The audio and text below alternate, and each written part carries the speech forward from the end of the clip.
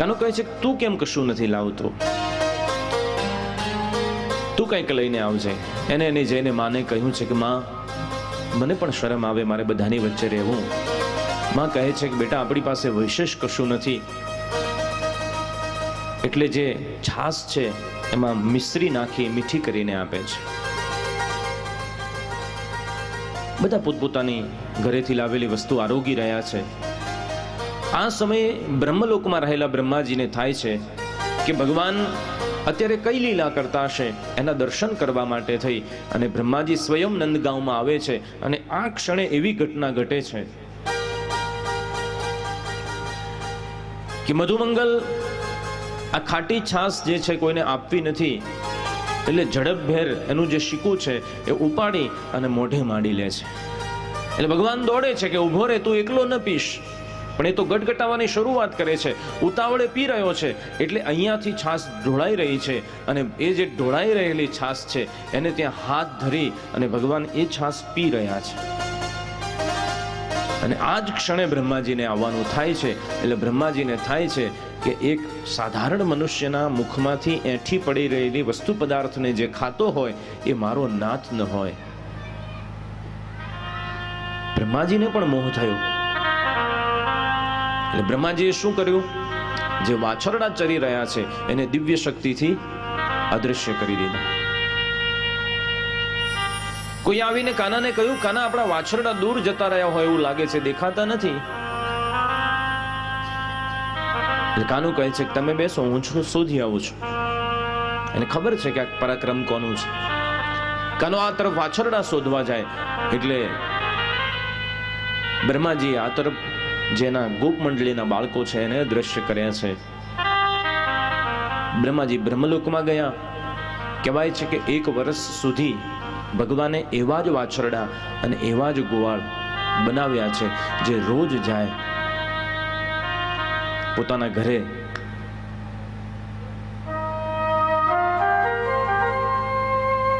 અને એટલા માટે ભગવાન એ વેદરૂપી ગાયોને એના વાછરડા બનીને ધાવ્યા છે.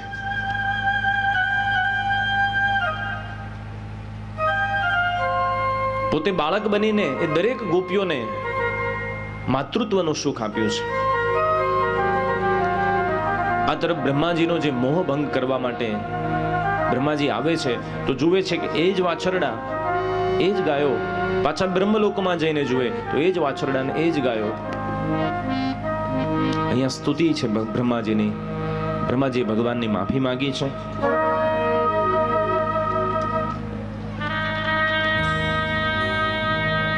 કહેવાય છે કે ભગવાને વત્સાસુરનો ઉદ્ધાર કર્યો, બકાસુરનો ઉદ્ધાર કર્યો, અઘાસુરનો ઉદ્ધાર કરી વૃંદાવનમાં પાસમાં એક ધેનુકાસુર રહે છે. એટલે આજે બલભદ્ર ભૈયાને કહ્યું કે આજે તમે આનો ઉદ્ધાર કરો. એ ગધેડાના સ્વરૂપમાં ત્યાં રહે છે પણ એ વાડીમાં કોઈને જવા દેતો નથી. ફળ ખાવા ગયા, એ સામે આવ્યો. બલભદ્ર ભૈયાએ એના બંને પગ પકડી અને એનો ઉદ્ધાર કર્યો છે. આ દેહાધ્યાસ છે. આ દરેક અસુરના જે નામ છે એની પાછળનો એક એક ભાવ છે કે આપણા કયા અંતઃશત્રુને ભગવાન મારે છે. ભગવાને આ દેહાધ્યાસને તોડ્યો છે કારણ કે હવે ઇન્દ્રિયાધ્યાસને તોડવાનો છે ભગવાનને. એટલે ભગવાને પરસ કરી અને ગોવાળાઓ પાસે કેવડાવ્યું કે દાઉભદ્ર ભૈયાએ ગધેડો માર્યો, ગધેડો માર્યો, ગધેડો માર્યો. એટલે બલભદ્રજી રિસાયા છે કે કૃષ્ણ કોઈને મારે તો એની જય જયકાર થાય છે. મેં અસુરને માર્યો તો બધા મને કહે છે ગધેડો માર્યો. જા, આજથી હું તારી સાથે વાછરડા ચરાવવા નથી આવવાનો. અને ભગવાનને આ જ જોઈએ છે.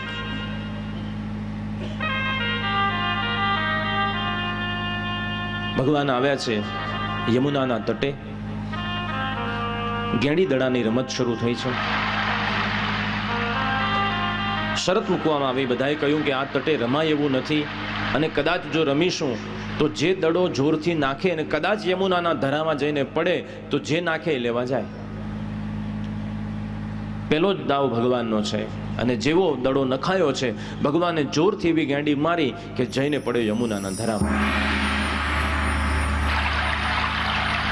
બધા કહે છે કાના દડો જવા દે, આ ધરામાં જવા જેવું નથી, કારણ કે વડીલો પાસેથી સાંભળ્યું છે કે આમાં એક ઝેરીલો નાગ રહે છે, એક કાળિયો નાગ રહે છે. કાનો કહે છે કે નિયમ એટલે નિયમ, બધા માટે સરખો. દડો મારાથી પડ્યો છે એટલે હું જ લેવા જઈશ. આ પ્રચલિત પ્રસંગ છે ભાગવતજીનો.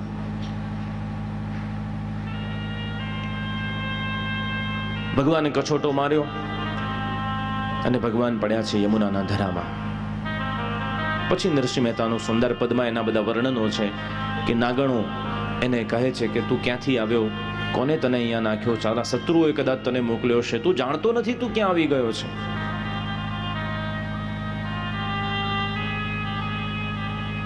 આ તરફ નગરમાં જઈને સંદેશો મળે છે કે કૃષ્ણ યમુનાના ધરામાં પડ્યા છે. આખું એ ગોકુળ ત્યાં ભેગું થાય, આખું વૃંદાવન ત્યાં ભેગું થાય. નંદ બાબા, યશોદાજી, બલભદ્રજી દરેક બધા હાહાકાર કરી રહ્યા છે. નંદજી કહે છે કાનો એમાં ગયો, મારે પણ એમાં એને બચાવવા જવું છે. બલભદ્રજી કહે છે કે બાબા તમે રહેવા દો. બલભદ્રજીને ખબર છે કે આ બધાને પહોંચી શકે એવો છે. કાલીય નાગ પોતાની ફણાઓ સાથે ઊભો થયો છે અને ભગવાનના શરીરને બરાબર જકડી લીધો છે. થોડી વાર ભગવાનને રમવા દીધો છે. પછી બલભદ્રજીને પૂછ્યું છે કે ભૈયા આપ રજા આપો તો આ તમારા નાતીલાને થોડો સીધો કરી દો. બલભદ્રજી કહે છે કે થવા દે ને તો તાર વાંધો નથી. અને એ કૃષ્ણ કરી શકે છે. કૃષ્ણ કાલીયને કહી રહ્યો છે કે તું ફૂફાડા મારવાનું રહેવા દે, કારણ કે તું છે ને એના કરતા મોટો મારી જોડે શેષ બનીને આવ્યો છે. સંતો એવો અર્થ કરે છે કે ભગવાને કેમ એ વખતે લીલા ન કરી. એ ધારત તો એ સમયે જ કાલીય નાગને નાથી શકતા હતા,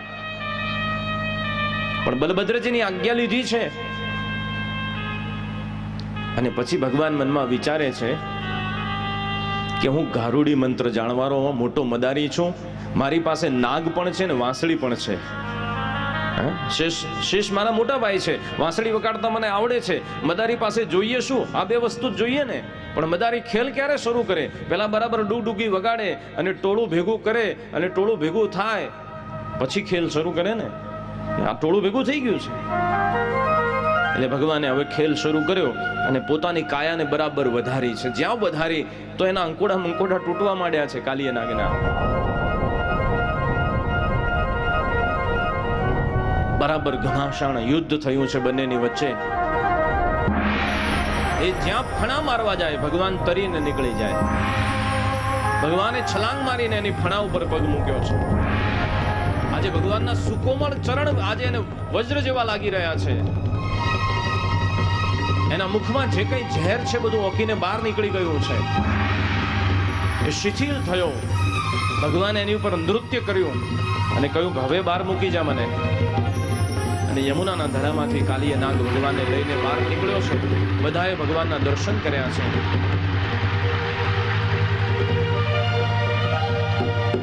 કાલીય નાગને કહ્યું કે તારે મણિદ્વીપમાં જવાનું છે. આ તટ છોડી અને તું એ ક્ષીરસાગરમાં જતો રહે. આ આખી એ જે વાત છે એમાં બધા કહે છે કાના આટલો ઝેરી નાગ, એનું આટલું કઠણ ઝેર તને કોઈ અસર ન થઈ? ત્યારે કાનો શું કહે છે કે બાબા ઝેરનું મારણ ઝેર હોય, એનામાં ઝેર હતું તો મારામાંય હતું ને. બાબા કે છે તારામાં ક્યાં ઝેર હતું? તો કે બાબા પૂતના માસી મને ઝેર જ પાઈને ગઈ હતી ને, પણ આજે ખબર પડી ને કે પૂતનાનું ઝેર મોટું હતું, આજે આને મેં નાથી દીધો છે. પણ સંતો આનો અર્થ કરે છે કે યોગની દ્રષ્ટિએ આપણા શરીરમાં આપણી નાભીથી નીચે મૂલાધાર નામનું ચક્ર છે. નાભીથી નીચે મળદ્વારથી ઉપર એની વચ્ચે મૂલાધાર નામનું ચક્ર છે. જે થોડો ઘણો યોગનો અભ્યાસ કર્યો છે એમને યાદ આવશે મૂલાધાર. અને મૂલાધાર ચક્રની પાસે આપણી પ્રાણ શક્તિ સુષુપ્ત અવસ્થામાં ત્યાં પડેલી છે. અને પ્રાણ શક્તિનું વર્ણન છે કે કેવી છે? તો કે સૂતેલી નાગણ હોય એના જેવી વલય કરીને પડેલી છે. હવે જે યોગી અષ્ટાંગ યોગમાં જાય એને બધા ચક્રોને ભેદવા પડે. મૂલાધાર ચક્રથી સહસ્ત્રાધાર ચક્ર સુધી આવવું હોય તો એ બધા ચક્રોને છેદી અને એ પ્રાણ શક્તિને જાગૃત કરીને અહીંયા સ્થાપવી પડે. અને અહીંયા જ્યારે સ્થાપે ત્યારે એ આકાશ તત્વમાં લીન થાય ત્યારે ઈશ્વરના દર્શન થાય. નરસિંહ મહેતાએ આખી જે ઘટના લખી છે એનો સુંદર યોગિક અર્થ થઈ શકે છે, યોગ ભાષાનો એક સુંદર અર્થ થઈ શકે. અને ખાલી જળ કમળ છાંડી જાને બાળા આ પદ ઉપર 3 દિવસની કથા થઈ શકે ત્યારે તમે અર્થ સમજી શકો અને હું સમજાવી શકું. એટલું એનું ઊંડાણ છે એક એક પંક્તિનું. કારણ કે ભાગવત સમાધિની ભાષા છે. પણ જે ઇન્દ્રિયાધ્યાસની વાત કરી છે એ છે કે આપણી ઇન્દ્રિયોમાં સૌથી વિશેષ શું રહે છે ખબર છે? ક્રોધ રહે છે. આ વાતને નોંધજો તમે. આપણી ઇન્દ્રિયોમાં વિશેષ કરીને ક્રોધ રહે છે. એટલે ભગવાને કાલીએ દમન કર્યું છે, એને માર્યો નથી.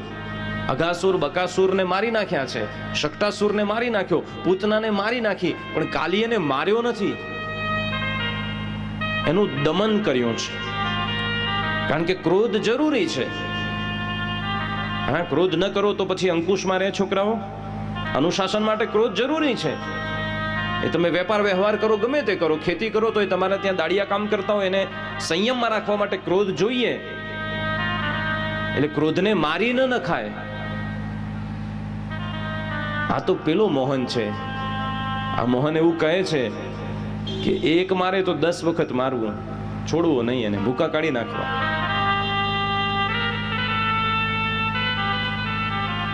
બે મોહન ગુજરાતે આપ્યા ને. એક મોહન કે કોઈને છોડતા નહીં, બીજો મોહન એવું કે છે કઈ મારે તો બીજો ધરવો. એટલે ક્રોધ જરૂરી છે, પણ ક્રોધનું શમન કરવું, ક્યારે વાપરવો ને એનો વિવેક જીવનમાં હોવો જોઈએ.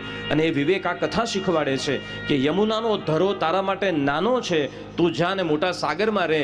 અર્થ એ થાય કે નાની નાની વાતમાં ક્રોધ ક્યારેય ન કરવો. જ્યારે વાતનું મોટું સ્વરૂપ દેખાય ને ત્યારે સામેવાળાના ભૂકા કાઢી નાખવા.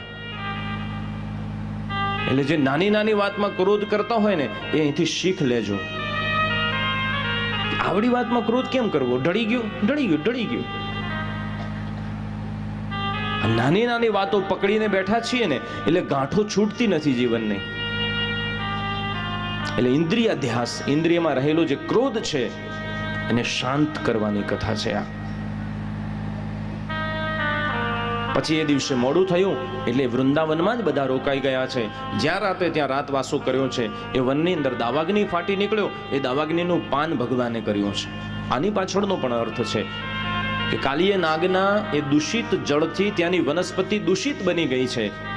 અને ભગવાનને થયું કે કોઈ વનસ્પતિ, કોઈ વૃક્ષ, કોઈ પશુ પંખી જીવી નથી શકતું આ વનસ્પતિથી. એટલે અહમ વૈશ્વાનરો ભૂતવા પ્રાણીનામ દેહમાશ્રિત પ્રાણાપાન સમાયુક્તમ પચામ્યન્નમ ચતુર્વિધમ. એટલે હું અગ્નિ છું, મારા દરેકના શરીરમાં વસું છું. એટલે બધું ઝેર ભગવાને બાળીને એ વૃંદાવનને શુદ્ધ કર્યું છે. જો અગ્નિ દ્વારા અગ્નિ તત્વને શુદ્ધ કર્યું, કાલીય દમન દ્વારા જળ તત્વને શુદ્ધ કર્યું, તૃણાવર્તને મારી ભગવાને વાયુ તત્વને શુદ્ધ કર્યું, વ્યોમાસુરને મારી અને ભગવાને આકાશ તત્વની શુદ્ધિ કરી છે, શક્ટાસુરને મારીને ભગવાને પૃથ્વી તત્વની શુદ્ધિ કરી છે. બધા તત્વો ભગવાન આવીને શુદ્ધ કરી ગયા. એ શુદ્ધ પવિત્ર ભૂમિને આજે આપણે એટલી મલિન કરી નાખી છે.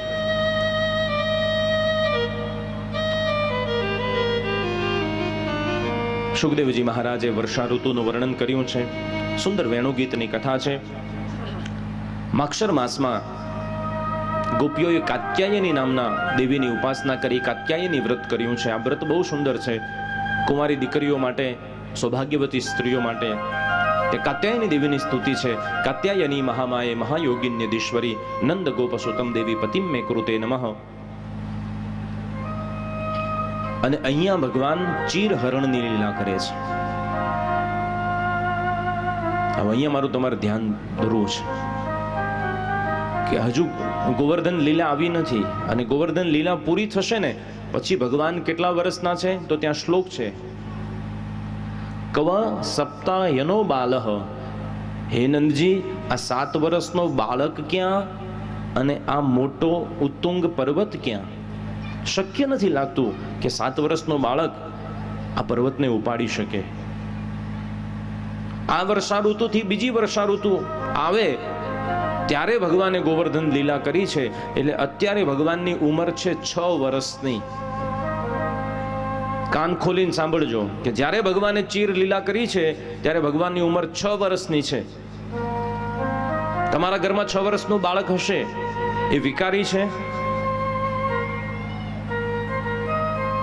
અત્યારે કદાચ યંત્ર યુગમાં એને સ્ત્રી પુરુષનો ભેદ ખબર પડી ગઈ હશે, પણ તમે તમારા ભૂતકાળમાં જુઓ કે ત્યારે તમે 6 વર્ષના હતા ત્યારે તમને ખબર હતી કે વસ્ત્ર પહેર્યા વગર ઊભા રહેવાય, ન ઊભા રહેવાય, શું કરાય શું ન કરાય?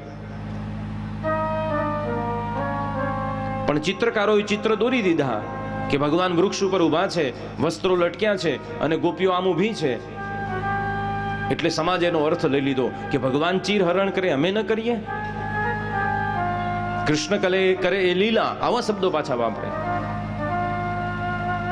શાસ્ત્રના કોઈ પણ સિદ્ધાંતની, કોઈ પણ ઉદાહરણની વાત કરવી હોય ત્યારે શાસ્ત્રને હાથમાં રાખીને કરવા માટેની વિનંતી છે તમને બધા. ભગવાન 6 વર્ષના છે અને શા માટે કરી છે? તો વાસનાનું હરણ કરવા માટે થઈને આ વાત કરી છે. કાત્યાયની વ્રત માટે માટીની મૂર્તિ બનાવી પાર્વતીજીની, અને ગોપીઓ જ્યારે ભગવાન માતાજીની પૂજા કરતા પહેલા સ્નાન કરવા ગઈ છે એટલે સ્ત્રી સહજે સાથે મળી સ્નાન જળ વિહાર કરી રહી છે, પણ વસ્ત્રો બધા બહાર મૂક્યા છે. 6 વર્ષના ભગવાન કૃષ્ણ એ બધા વસ્ત્રો લઈ કદમ વૃક્ષ પર ચડી ગયા છે. ગોપીઓને ખબર પડી કે વસ્ત્ર નથી. વાંસુળીનો સૂર સાંભળ્યો, જોયું તો ભગવાન ત્યાં છે. આ બધી ગોપીઓ ભગવાનને પ્રાર્થના કરે છે. એના શ્લોક તમને સાથે પ્રમાણ સાથે બતાવું. ગોપીઓ કહે છે કે અમે તારી દાસી છીએ, તું કઈશ એમ કરીશું, અમારા વસ્ત્ર આપ. ત્યારે ભગવાન કહે છે કે ઊભા થઈને બહાર આવો તો આપો. શા માટે? કારણ કે હવે એમને રાસ લીલા કરાવી છે ભગવાનને, અને રાસ ત્યારે જ સાચો થઈ શકે જ્યારે સ્ત્રી અને પુરુષનો ભેદ મટી જાય, વિરક્ત દ્રષ્ટિ આવે, અને નથી આવી શકતી આપણામાં. તમે યાદ રાખજો કે આ કથામાં તમારી બાજુમાં કોણ બેઠું છે? સાથે બેઠા હતા, જગ્યા રાખી હતી. આજથી 5, 10, 25 વર્ષ પછી તમને કદાચ આ બાજુ નીકળશો તો તમને યાદ આવશે કે આ જગ્યાએ કથા થઈ હતી અને મારી બાજુમાં 5 દિવસ 7 દિવસ આ ભાઈ અથવા બેન બેસતા હતા. એનું નામ ભૂલી જશો, એનો ચહેરો ભૂલી જશો, એની ઉંમર કેવડી હતી, કેવા દેખાતા હતા, શું પહેરીને આવતા હતા, એ બધું ભૂલી જશો. પણ એક વાત તમને યાદ રહેશે કે એ સ્ત્રી હતી કે પુરુષ હતો, એ નહીં ભૂલી શકો તમે. કારણ કે તમારી ને મારી દ્રષ્ટિમાં સ્ત્રી અને પુરુષનો ભેદ આજે છે, કારણ કે આપણે વૈરાગી નથી. અને ભગવાનને પોતાના ભક્તોને એ સ્થિતિ સુધી લઈ જવા છે કે જગતમાં માત્ર બ્રહ્મ દ્રષ્ટિ રહે, શારીરિક દ્રષ્ટિથી ઉપર લઈ જવા છે. અને ત્યારે શક્ય છે જ્યારે વાસનાનું નિર્મૂલન થાય, વાસના મટી જાય ત્યારે. અને ગોપીઓને બીજો બોધ આપવો છે કે તમે જ્યારે નિર્વસ્ત્ર થઈને સ્નાન કરો છો ત્યારે જળના દેવતા વરુણનો દોષ લાગે છે, એનો દ્રોહ થાય છે. ભગવાને ત્યાં બ્રાહ્મણોને સ્નાત કરવા માટે, બ્રાહ્મણોનો જ્યાં યજ્ઞ ચાલી રહ્યો છે ત્યાં ગયા છે. બ્રાહ્મણોની સ્ત્રીઓએ સાથે મળી ભગવાનની ત્યાં પૂજા કરી છે. ભગવાન પ્રસન્ન થઈને એમને ખૂબ આપે છે. હવે ભગવાન ઇન્દ્રમાન ભંગની પૂજા, ઇન્દ્રમાન ભંગની લીલા કરી રહ્યા છે.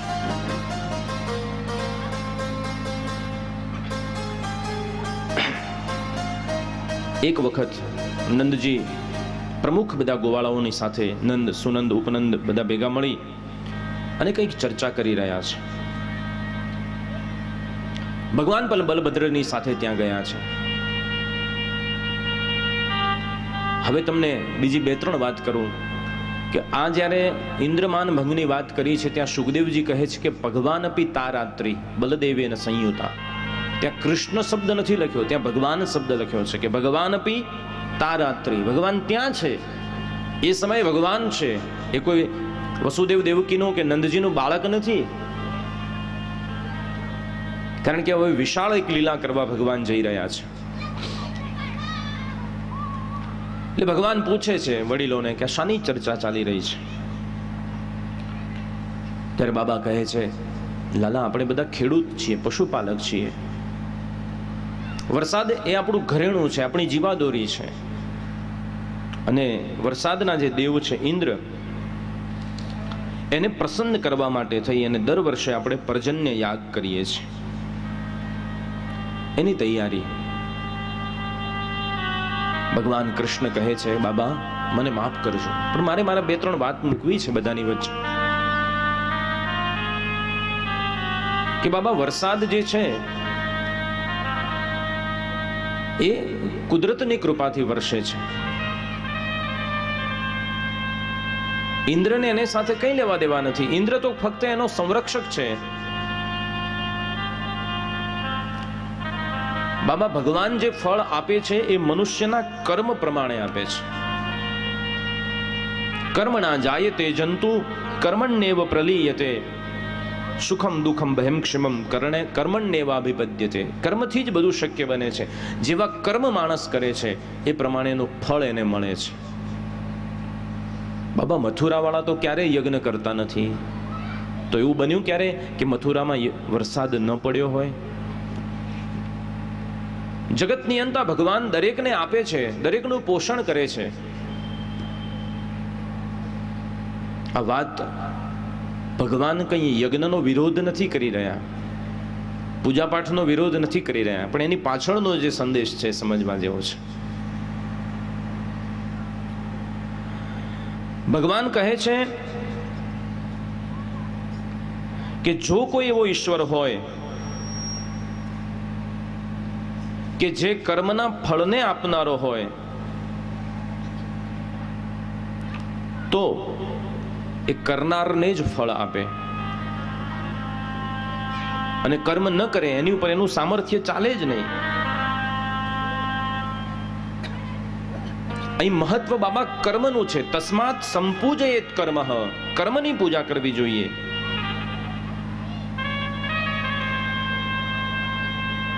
તમારે જો પૂજા કરવી હોય તો આ ગિરિરાજ પર્વતની કરવી જોઈએ, કારણ કે એની ઉપર ઉગતી વનસ્પતિ છે, એનામાં રહેલા જે સરોવર છે, જે જળાશયો છે, એમાં આપણી ગાયો ચરે છે. આપણે આપણી ગાયોની પૂજા કરવી જોઈએ. આપણે આપણા પર્યાવરણનું રક્ષણ કરવું જોઈએ.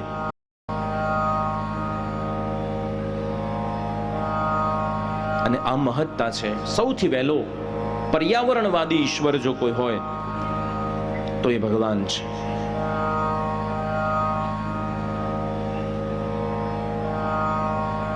માણસના કર્મનું પ્રાધાન્ય ભગવાને બતાવ્યું.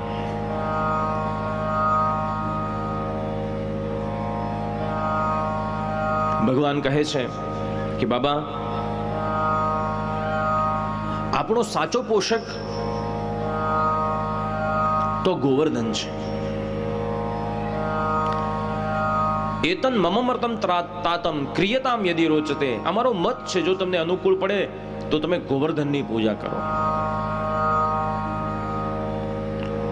ભગવાન જાણે છે કે યુગાંતર પછી માણસ ઔપચારિક ઉપાસક બનશે. આજે આપણે ઔપચારિક ઉપાસકો બની ગયા છે. વૃક્ષ વનસ્પતિ એ દરેકની અંદર રહેલા જે તત્વો છે એ આપણને ઋષિઓએ શોધીને આપ્યા હતા, પણ આપણે એને શું કર્યું કે જેમ આ દિવ્ય ગ્રંથોને આપણે પોથી ચડાવીને માત્ર ચાંદલા કરતા રહ્યા, એના જે દિવ્ય તત્વના જે સિદ્ધાંતો હતા, જેના સંદેશાઓ હતા, એમાંથી જે આત્મસાત કરવાનું હતું એ ન કર્યું અને માત્ર એની પૂજા જ કરી. આજે આપણે પર્યાવરણનો વિનાશ કરી ચૂક્યા છીએ અને એકાદો પીપળો પૂજીને આપણે સંતોષી બની ગયા છે.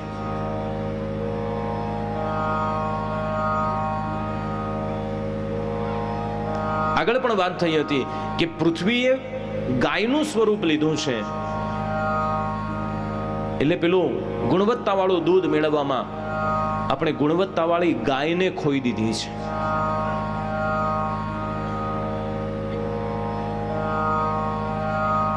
અને કદાચ કોઈ જાણકાર માણસ બેઠો હશે તો એને પૂછી જોજો કે માણસના શરીરને માના દૂધ પછી પચી શકે એવું કોઈ દૂધ હોય તો એ ગાયનું દૂધ છે. કારણ કે હ્યુમન બોડી પ્રમાણે 4 ફેટથી વધારે દૂધ આપણા શરીરને સુપાચ્ય નથી. સર્ચ કરી જોજો ગૂગલમાં.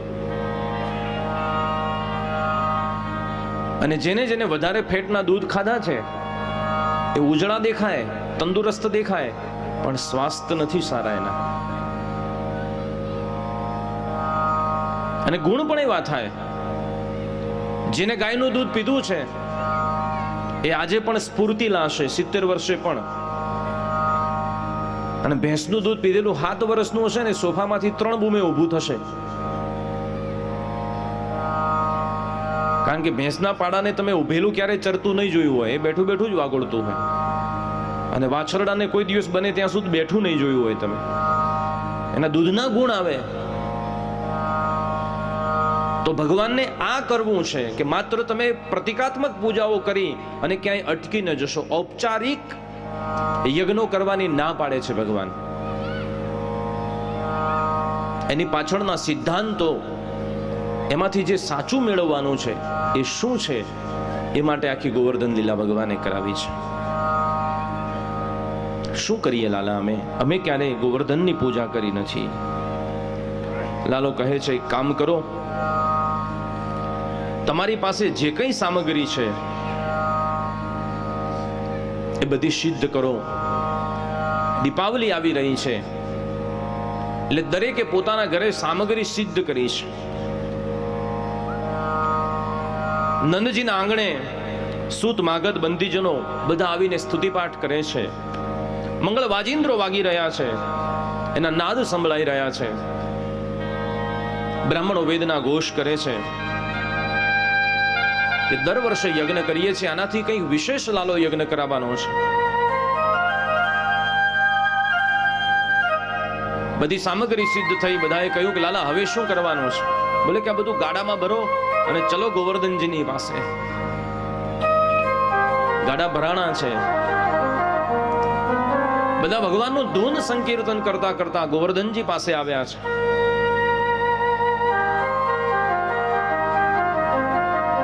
બોલે હવે શું કરવાનું? તો બોલ્યા કે બાબા, આ ગોવર્ધનનાથજી છે ને એ તો મધ્યમાં બિરાજે છે. બોલે કે પૂર્વમાં જગન્નાથજી આર્યાવર્તનું રક્ષણ કરે છે, દક્ષિણમાં રામેશ્વરનાથજી આર્યાવર્તનું રક્ષણ કરે છે, પશ્ચિમમાં દ્વારિકાનાથજી અને ઉત્તરમાં બદ્રીનાથજી અને મધ્યમાં શ્રી ગોવર્ધનનાથજી બિરાજે છે. વિદ્વાન બ્રાહ્મણો દ્વારા ગણપતિ પૂજન થયા છે. પુણ્યવાચનનું વિધાન થયું. બોલે હવે શું કરવાનું? તો બોલે હવે તો અભિષેક કરવાનો છે. બોલે યમુનાજી તો દૂર છે, આટલું જળ આવશે કેમ? તો કે ઘડા છે ને? હા, પ્રાર્થના કરો બાબાને, બાબા સ્વયં જળની વ્યવસ્થા કરશે, એટલા સિદ્ધ છે. બધાએ સાથે મળીને પ્રાર્થના કરી છે અને ત્યાં માનસી ગંગાનું પ્રાગટ્ય થયું છે. એ માનસી ગંગાના પ્રાગટ્યના જળ દ્વારા અભિષેક શરૂ થયો છે. અભિષેક પછી ચંદનના તિલક થયા છે. ભગવાન કહે છે કે પ્રગટ ભાવથી પૂજો, એની આંખમાં ન જાય એ જોજો. લાલા તને એની આંખ દેખાય છે? બોલે કે હા. કહેવાય છે કે એક સ્વરૂપે ભગવાન એમાં પ્રવેશ્યા છે. મુખારવિંદ પ્રગટ્યું છે જે અત્યારે જતીપુરામાં છે. નાના નાના ગોપ બાળકો કહે છે કે લાલા આ તો આંખ પટપટાવે છે. બોલે કે હા, પટપટાવે એવા છે. એનો શ્રૃંગાર કરો. બધા ભેગા મળીને ભગવાનનો શ્રૃંગાર કરે છે. બોલે હવે શું કરવાનું છે? તો કહે છે હવે જે કંઈ સામગ્રી આપણે લાવ્યા છીએ એ બધી સામગ્રી ભગવાનની આગળ આપણે ધરવાની છે. બધાએ ભેગા મળી અને સરસ સામગ્રીને ભગવાનની આગળ ગોઠવી છે, જેવો દિવ્ય અન્નકૂટ આપણે અહીંયા ગોઠવ્યો છે.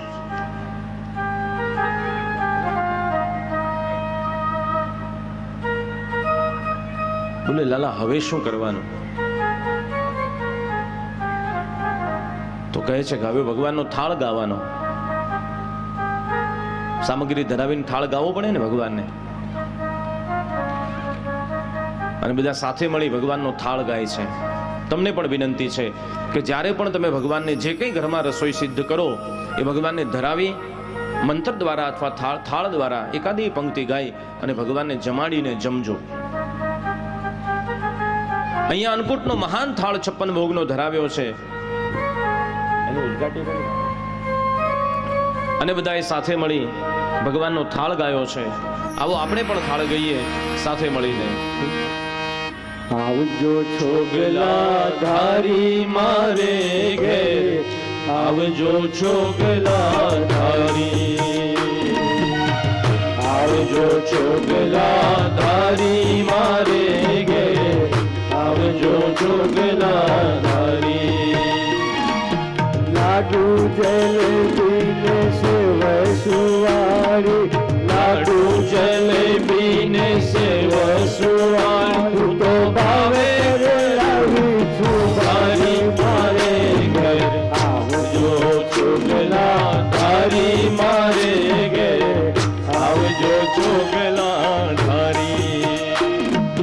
સોરણ પૂરણ ને ભાજી કારેલા, પાપડ વડીઓ ધારી.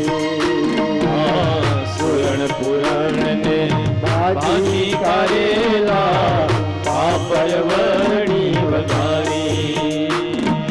વૈતાંગ વાલો ના સાથે કર્યા મેં તો, વૈશાખ વાલો ના સાથે કર્યા મેં તો, ચોળા ફળી ચમકારી મારે ઘેર, આવજો છોગલા ધારી મારે ઘેર, આવજો છોગલા ધારી. કાજુ કમોદનો હાથ કર્યો મેં તો, દાળ કરી બહુ સારી. કાજુ કમોદનો હાથ કર્યો મેં તો, દાળ કરી બહુ સારી. લીંબુ કેરી ન તમે લેજો અથાણા, લીંબુ કેરી ન તમે લેજો અથાણા, કેરી છે કાઠિયા વાળી, આવજો છોગલા ધારી મારે ઘેર, આવજો છોગલા ધારી. લવિંગ સોપારીને પાન બીડી, તજને એલથી સારે, એની સુધીને આવો તો ભાવ કરી ભેટું, સુધીને આવો તો ભાવ કરી ભેટું, એમ માગે છે રામ બ્રહ્મચારી મારે ઘેર, આવજો છોગલા ધારી મારે ઘેર, આવજો છોગલા ધારી. બધાએ સાથે મળીને થાળ ગાયો છે. અને જોતામાં તો એ ગોવર્ધનમાં એક સ્વરૂપે બિરાજતા ભગવાને એક એક સામગ્રી આરોગવાની શરૂઆત કરી છે. ગોપીઓને ગ્વાલો કહે છે, કાના આ બધું ખાઈ જશે કે શું? કાનો કહે છે કે ના, મારા ઠાકોરજી બહુ સંતોષી છે, તૃપ્ત છે, એ પ્રસાદીની વસ્તુ તો આપણને ચોક્કસ આપશે અને બધાને પ્રસાદીની વસ્તુ મળશે. ભગવાને ભોગ આરોગી લીધો, ભગવાનની દિવ્ય આરતી થઈ ગઈ અને જ્યાં પ્રસાદ વેચવાની શરૂઆત થઈ, નારદજી મુનિ ત્યાં વધાર્યા છે. નામ સંકીર્તન ભગવાનનું કરતા કરતા નારદજી આવ્યા, પ્રસાદ લીધો છે, પણ નારદજીનું કામ તો ખબર છે ને આપણને. સીધા આવ્યા છે સ્વર્ગમાં રાજા ઇન્દ્રની પાસે. ઇન્દ્ર પાસે આવી અને ઇન્દ્ર આટા મારે છે કે દર વર્ષે જે પર્જન્ય યાગ થતો હતો એની આહુતિનો ભાગ હજુ સુધી કેમ પહોંચ્યો નથી? એટલે નારદજી આવી અને કહે છે કે દેવરાજ લો પ્રસાદ.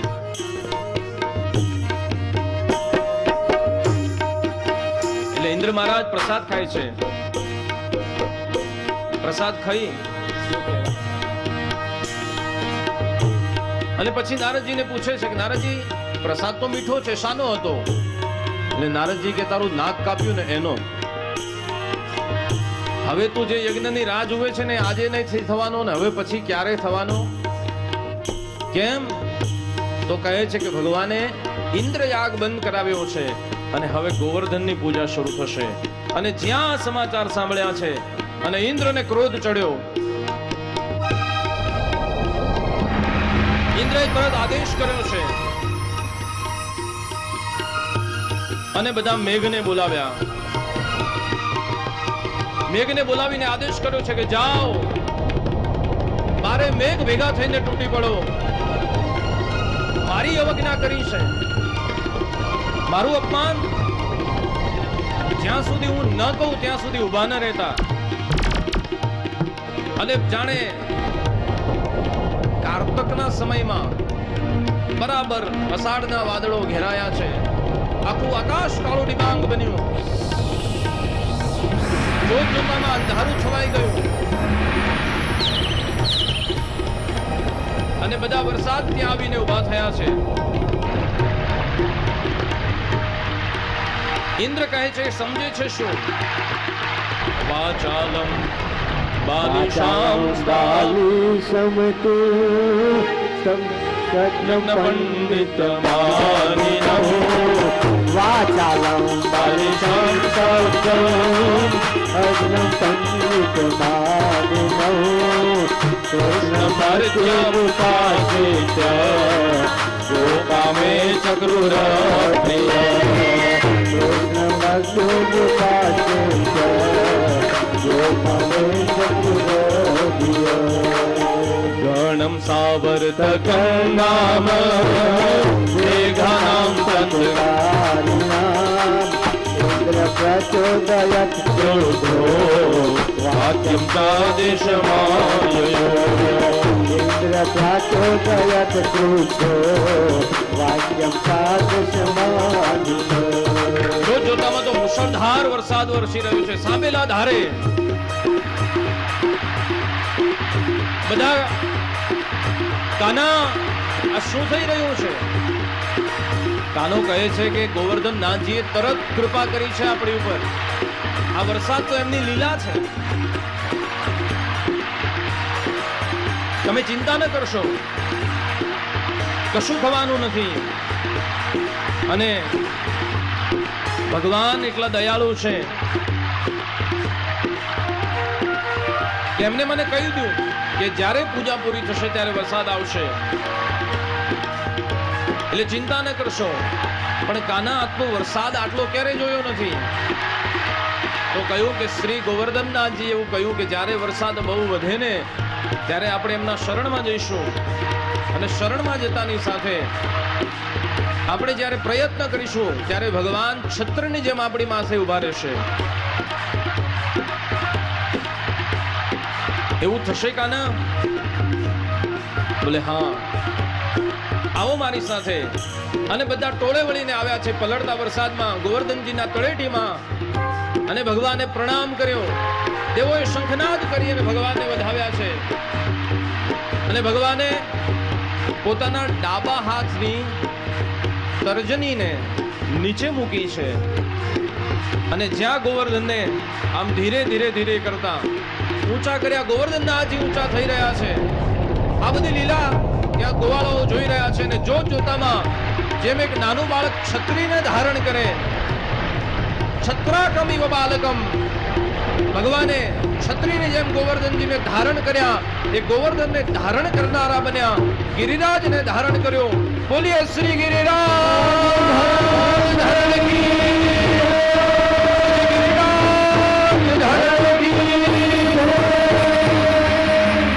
બધા ગોવાળાઓએ પણ લકડીના ટેકા ધર્યા છે કે લાલા ચિંતા ના કરતો, અમે ટેકો ધર્યો છે. ભગવાન કહે છે કે તમે છો, મને ચિંતા શાની? દાઉ ભૈયાને કહ્યું, દાઉ ભૈયા હવે તમારો વારો છે. અને દાઉ ભૈયાએ શેષ સ્વરૂપે કાયાને વિશાળ કરી અને ગોવર્ધનની આસપાસ મોટો કિલ્લો બનાવી દીધો, પાણી અંદર ન આવી શકે. અને શું થયું? ચારે બાજુ અંધકાર થઈ ગયો. કેવો અંધકાર? અંધકારો મહાનાશી ઘન ઘન વટાવસા આત્માનં પરં તાપે ના पश्येतिन भूमिका आत्मानं च परं पापे न पश्येतिन भूमिका। એટલો ઘોર અંધકાર છે કે એક માણસ બીજાને ન જોઈ શકે, કશું દેખાતું નથી, લાલા કશું દેખાતું નથી. ભગવાન કહે છે ચિંતા ન કરો, મારી સામે જુઓ. પણ લાલા તું ક્યાં છે? અને ભગવાને એક હાથથી તો ગોવર્ધનજીને ધારણ કર્યા છે, દક્ષિણ હસ્તથી પોતાની કટીમાંથી બાંસુરીને કાઢી અને બાંસુરીને ભગવાને પોતાના અધર ઉપર ધરી છે. અને જ્યાં સુર રેલાવ્યો, બાંસુરીના સુરની સાથે ચોફેર એક દિવ્ય તેજ પ્રકાશ, જાણે દિવસમાં એક સાથે કોટી સૂર્ય પ્રગટ્યા હોય આવું ઉજાળું થયું છે. ભગવાનની મનોહર મૂર્તિને જોઈ મંત્રમુગ્ધ બન્યા. લાલા હવે કોઈ ચિંતા નથી. કહેવાય છે કે ભગવાને બાંસુરીના સૂરથી બધાની ભૂખ તરસ બધું ભૂલાવી દીધું છે.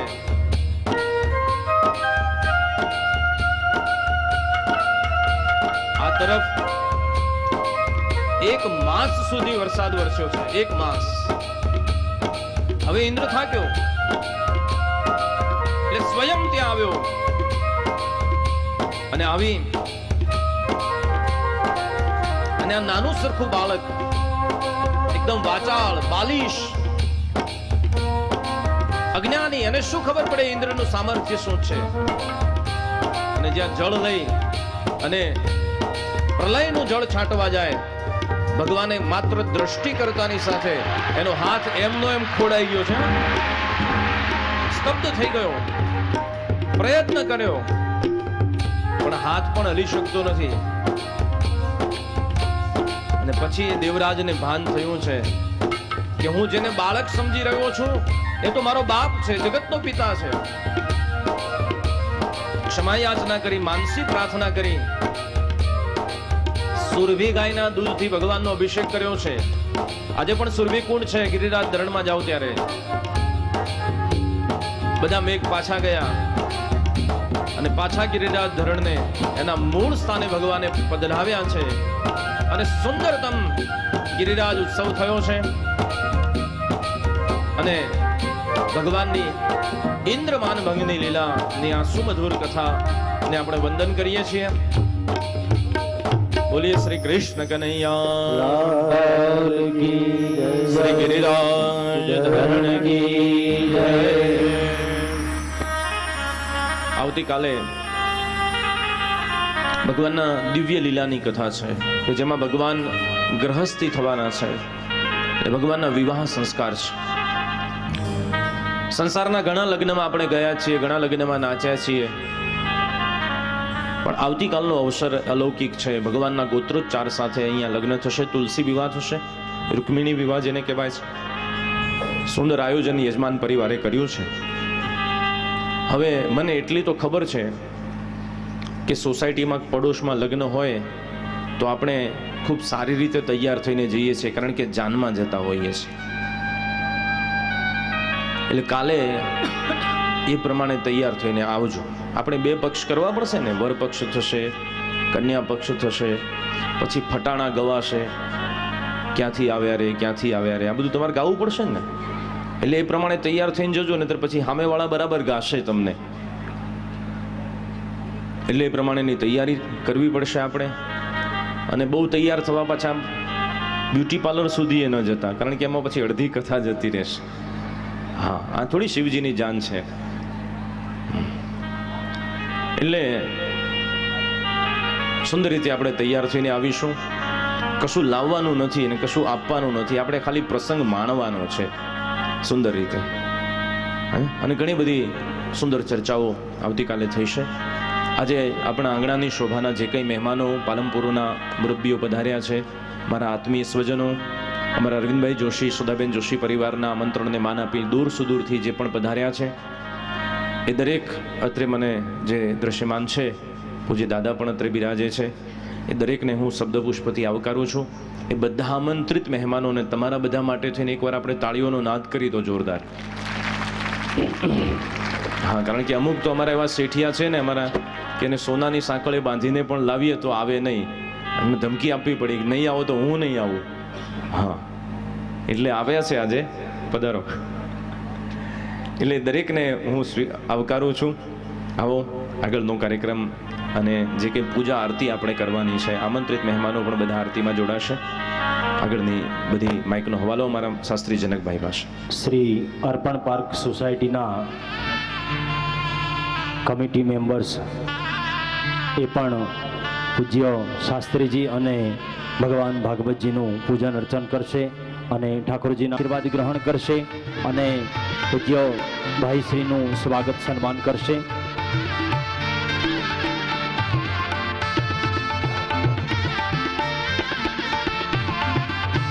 શ્રી અર્પણ પાર્ક સોસાયટી તરફથી પૂજ્ય ભાઈ શ્રી કૃષ્ણકાંતભાઈનું સન્માન થઈ રહ્યું છે. સૌ ભક્તો તાલીનાદ સાથે આ સન્માનને વધાવી લઈએ. હવે તાળી વગાડજો. હવે પ્રસાદ નજીક જ છે, સામે દેખાય રહ્યો, એટલે તાળીઓ ખખડવી જોઈએ. હા, કમિટી મેમ્બર્સ એવો યજમાન શ્રીનું પણ સ્વાગત કરશે. તો ધન્ય છે એ પરિવારને કે જેના આંગણે આજે શ્રીમદ ભાગવત સપ્તાહ યજ્ઞનું આયોજન થઈ રહ્યું છે. બહુ નાની સોની વાત નથી. જોરદાર તાલીનાદ સાથે આપણે યજમાન પરિવારના સન્માનને વધાવી લઈએ. શ્રી અર્પણ પાર્ક સોસાયટીના કમિટી મેમ્બર્સ શ્રી દુડસિંહ બારટ, રાજુભાઈ શુક્લ, મોહનભાઈ દરજી, દીપકભાઈ પટેલ, માધવભાઈ દેસાઈ, અનિલસિંહ રાઠોડ, બાબુભાઈ પટેલ, કનુભાઈ પ્રજાપતિ અને સુરેશભાઈ વ્યાસ દ્વારા શ્રીમદ ભાગવતજીના વાંગ્મય સ્વરૂપ લાલજી મહારાજ અને બોલીએ શ્રી હનુમાનજી મહારાજ કી જય, કષ્ટભંજન દેવ કી જય, ગિરિરાજ ધરણ કી જય. કોઈએ પણ પોતાની જગ્યાએ ઊભા ન થવું. જય કાના કાના પ્રભુ નટવર મંજુલાલા, મીઠી મોરલી વાળા, મીઠી મોરલી વાળા, ગોપીના પ્યારા પ્રભુ જય કાના. કામળ ગારા કાન કામળ બહુ કીધા, પ્રભુ કામળ બહુ કીધા. માખણ ચોરી મોહન, માખણ ચોરી મોહન, ચિત ચોરી લીધા. ઓમ જય કાના. નંદ યશોદા ઘર વૈકુંઠ ઉતારે, પ્રભુ વૈકુંઠ ઉતારે. કાલિય મર્દન કી જય, કાલિય મર્દન કી જય, ગાયો ને ગારી. ઓમ જય કાના.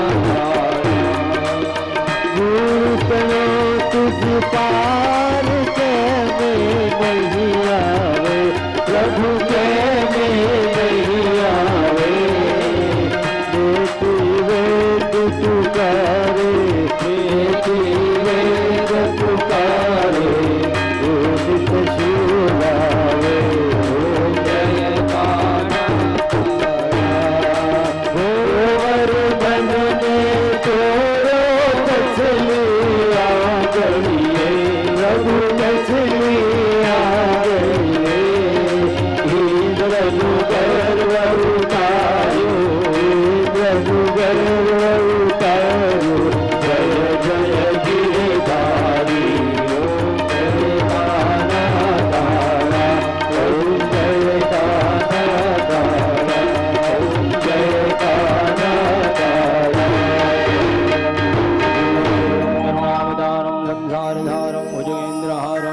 वसन्तं हृदयारविन्दे भवं भवानी सहितं नमामि मङ्गलं भगवान् विष्णो मङ्गलं गरुडध्वज मङ्गलं पुण्डरीकाक्षो मङ्गलाय तनो हरिः सर्वमङ्गलमाङ्गल्ये शिवे सर्वार्थसाधिके शरण्ये त्र्यम्बके गौरी नारायणी नमोस्तुते देवताभिवंदनम।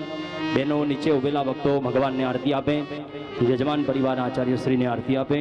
देवताभिवंदनम आत्मकल्याणार्थम आत्माभिवंदनम स्तुवित। स्वयंसेवक भाईओ आरती लेवानुं कार्य ત્યાં જોઈ લેશો। આદો પ્રાર્થના गिरिधारी वाला गिरिवर